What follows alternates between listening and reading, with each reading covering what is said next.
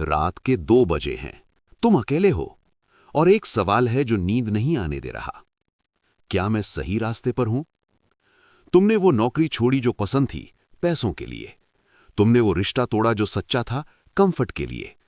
तुमने वो सपना दबा दिया जो जिंदा था, लोगों के लिए। और आज पैसा है, कंफर्ट है, लोग खुश हैं, लेकिन भीतर से कुछ खो गया है। इस खोई हुई चीज का नाम आज हजारों साल पुरानी एक किताब देगी है। उस किताब का नाम है कठोपनिषद। और आज हम उसके सबसे खतरनाक चैप्टर में उतरेंगे। चैप्टर 1, 2 रास्ते, प्रे और श्रेय। यमराज ने नचिकेता को एक रहस्य बताया। पहले नहीं, बाद में। पहले उन्होंने एक सवाल पूछा, नचिकेता, इस संसार में 2 रास्ते हैं। एक का नाम है प्रे, दूसरे का नाम है श्रेय।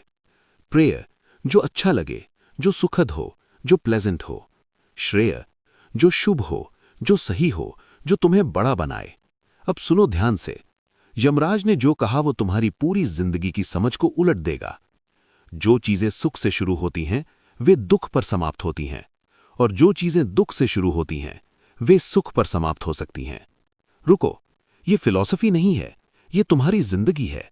सोचो, वो दोस्त जो हमेशा हां करता है, अच्छा लगता है, लेकिन आगे नहीं बढ़ता।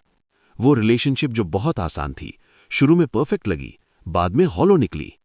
वो करियर जो सेफ था, कंफर्टेबल था, लेकिन रोज सुबह उठने का मन नहीं था। यही है प्रेय, सुख से शुरू, दुख पर खत्म।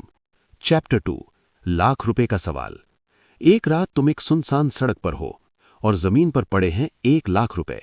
कोई नहीं देख रहा, कोई कैमरा नहीं, कोई गवाह नहीं। तुम्हारे भीतर 2 आवाजें उठती हैं। पहली आवाज, उठा लो, किसका क्या जाता है, 1 लाख से कितनी जिंदगी बदल जाएगी। दूसरी आवाज, छोड़ दो, ये तुम्हारा नहीं है। अब सोचो, अगर तुमने उठा लिया तो तुमने प्रेय चुना, सुख तुरंत मिला, लेकिन उस रात के बाद एक चोर तुम्हारे भीतर जन्म ले लेगा, और वो चोर धीरे धीरे तुम्हारी आत्मा का फूल मसल देगा। चोरी ने कभी किसी को सुखी नहीं बनाया। चोर कितना भी इकट्ठा कर ले, चोर ही रहेगा, दुखी ही रहेगा, क्योंकि उसकी आत्मा दबी है। उसकी आत्मा का फूल कभी खिल नहीं सकता। अब दूसरा रास्ता, तुमने छोड़ दिया, उस 1 लाख पर लात मारी। उस पल दुख मिला, लाख की आशा टूटी, लेकिन उस दुख में तुमने कुछ चुना, अचौर्य, ईमानदारी, शुभ। और यही श्रेय है, दुख से शुरू, महासुख पर खत्म। चैप्टर 3, तपश्चर्या, दुख को जीने की कला। भारत में एक समय था जब बच्चों की शिक्षा सुख से नहीं, दुख से शुरू होती थी। जंगल में गुरुकुल, कोई सुविधा नहीं, गायें चरानी है, लकड़ी काटनी है, घास काटनी है। 25 साल की तपश्चर्या के बाद जब वो विद्यार्थी जीवन में आता था तो रूखी रोटी भी सुखद लगती थी। आज की शिक्षा सुख से शुरू होती है। हॉस्टल में एसी, कैफेटेरिया में फास्ट फूड, यूनिवर्सिटी में हर सुविधा।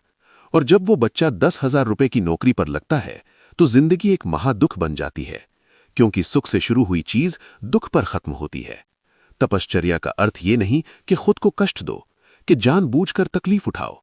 तपश्चर्या का अर्थ है दुख से भागो मत, उसे छिपाओ मत, उससे डरो मत, बल्कि दुख को जियो, उसके भीतर उतरो, उसका दंश निकलने दो। जैसे सोना आग में जलकर शुद्ध होता है, वैसे ही आत्मा स्वेच्छा से चुने गए दुख की अग्नि में निखर कर शुद्ध होती है। चैप्टर 4, भीतर का आदमी। अब एक और सच जो शायद सबसे जरूरी है। जब भी तुम एक छोटा सुख चुनते हो, एक क्षुद्र आनंद चुनते हो, एक कॉम्प्रोमाइज करते हो, तो बाहर से तुम्हारे पास कुछ जुड़ता है, लेकिन भीतर से कुछ टूटता है। धीरे धीरे वासनाएं बढ़ती हैं, उनकी दौड़ बढ़ती है, साधन सामग्री इकट्ठी होती जाती है, और भीतर का आदमी खोता चला जाता है। रुको, ये एब्स्ट्रैक्ट नहीं है, तुमने ये फील किया है। वो दिन याद है जब तुमने पहली बार किसी जरूरतमंद की मदद की थी? उस रात नींद कितनी गहरी थी। और वो दिन याद है जब तुमने पहली बार किसी के साथ बेईमानी की थी? उस रात नींद नहीं आई। यही है भीतर का आदमी। वो जानता है, हमेशा जानता है। श्रेय चुनो और वो बड़ा होता है, प्रेय चुनो और वो सिकुड़ता जाता है। चैप्टर 5, नचिकेता का चुनाव। अब वापस आते हैं उस 9 साल के बच्चे के पास। यमराज ने सब रखा था उसके सामने, साम्राज्य, धन, अप्सराएं, 100 साल की उम्र। ये सब था प्रेय। नचिकेता ने देखा, समझा और कहा, ये रथ अपने पास रखिए, ये अप्सराएं अपने पास रखिए। जब मैंने मृत्यु को देख लिया है तो इस संसार की कोई चीज मुझे तृप्त नहीं कर सकती। यमराज चौंक गए। ये बच्चा प्रेय को देख रहा था और ठुकरा रहा था। यमराज ने कहा, हे नचिकेता, तुम ऐसे निष्प्रह हो कि इस लोक और परलोक के समस्त भोगों को सोच समझकर तुमने छोड़ दिया। इन बेड़ियों में तुम नहीं फंसे जिनमें बहुत से मनुष्य फंस जाते हैं। वो बेड़ियां जो सोने की हैं सबसे खतरनाक होती हैं, क्योंकि उन्हें बेड़ी नहीं समझते। चैप्टर 6 अविद्या और विद्या, सबसे बड़ा रहस्य। यमराज ने अब एक और बात कही जो शायद सबसे कम समझी गई इस पूरी उपनिषद में। 2 शब्द, अविद्या और विद्या। लेकिन रुको, इनका वो अर्थ मत लो जो शब्दकोश में लिखा है। अविद्या का अर्थ अज्ञान नहीं है, विद्या का अर्थ ज्ञान नहीं है। अविद्या है प्रेय का मार्ग, वो जानकारी जो तुम्हें संसार में उलझाए रखे, वो एजुकेशन जो तुम्हें कंफर्टेबल बनाए लेकिन तुम्हारे भीतर के आदमी को सुलाए रखे। विद्या है श्रेय का मार्ग, वो ज्ञान जो तुम्हें तुम्हारे भीतर ले जाए, जो तुम्हारी आत्मा को जगाए। और यमराज ने कहा, दोनों मार्ग अलग अलग स्थानों पर ले जाते हैं। जो अविद्या चुनता है वो संसार में डूबता है, जो विद्या चुनता है वो स्वयं को पाता है।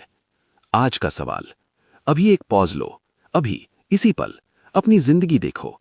पिछले 1 साल में तुमने कितनी बार प्रेय चुना, कितनी बार श्रेय चुना? वो नौकरी जो कंफर्टेबल थी या वो काम जो सच में मायने रखता था?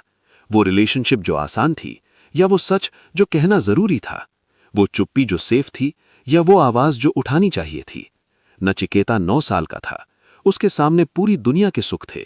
उसने कहा नहीं, क्योंकि उसे पता था जिसे मरना है उसे इस संसार की कोई चीज तृप्त नहीं कर सकती। मौत जब सामने हो तो सारे सुख तिरोहित हो जाते हैं। सवाल ये नहीं कि तुम कितना कमाते हो, कितना कंफर्टेबल हो, कितने लोग तुम्हें जानते हैं। सवाल ये है, भीतर का आदमी अभी भी जिंदा है। लेकिन यमराज ने नचिकेता को एक और बात बताई जो अविद्या और विद्या से भी गहरी थी, जो आत्मा के उस स्वरूप को उजागर करती है जिसे न जन्म है न मृत्यु। वो पार्ट 5 में।